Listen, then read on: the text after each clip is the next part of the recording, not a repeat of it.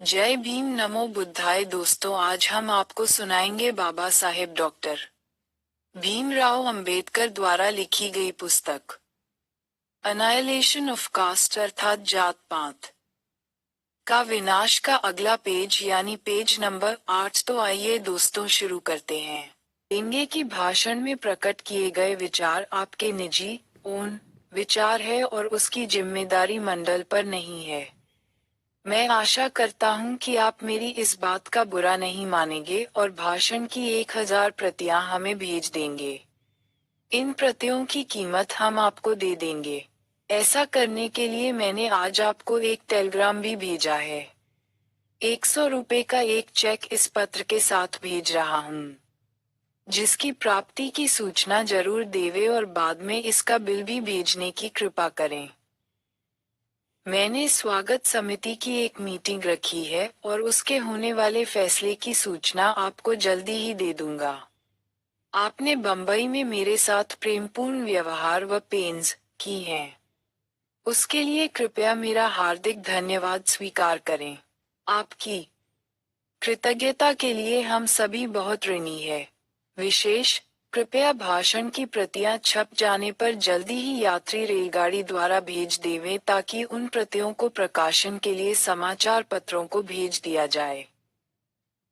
आपका हर भगवान। माँ हर भगवान के पत्र के बाद मैंने 1000 प्रतियां छापने के ऑर्डर के साथ अपने भाषण की स्क्रिप्ट प्रिंटर को दे दी। 8 दिन बाद मुझे माँ हर भगवान का एक दूसरा पत्र मिला जिसे मैं नीचे दे रहा हूँ। लाहौर, 22 अप्रैल 1936। प्रिय डॉक्टर अंबेडकर, आपका टेलीग्राम और लेटर मिला, इसके लिए कृपया हमारा धन्यवाद स्वीकार करें। आपकी इच्छा के अनुसार हमने फिर से अपना सम्मेलन स्थगित कर दिया है, लेकिन हम यह महसूस करते हैं कि यह 25 और 26 तारीख को हो जाए तो बहुत अच्छा होगा क्योंकि पंजाब में दिनों दिन गर्मी तेज होती जा रही है। मई के बीच में काफी गर्मी पड़ने लगेगी जिस कारण दिन के समय सम्मेलन का आयोजन आरामदायक व सुखद नहीं होगा। फिर भी मई के बीच में सम्मेलन होने की दशा में हम आपकी सुविधा व आराम का यथासंभव पूरा प्रबंध करने की कोशिश करेंगे। फिर भी एक बात ऐसी है जिसकी ओर मैं आपका ध्यान दिलाने के लिए मजबूर हूँ।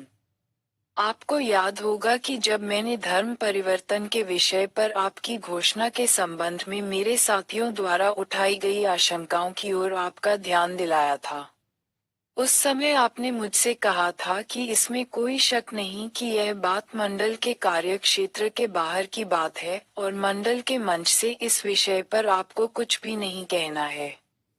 जब आपने मुझे अपने भाषण की प्रतिसूची मैन्यूस्क्रिप्ट दी थी तो उस समय आपने उस समय विश्वास दिलाया था कि आपके भाषण का प्रमुख भाग यही है और केवल 2 या 3 आखिरी पैराग्राफ ही आप उसमें और जोड़ना चाहते हैं।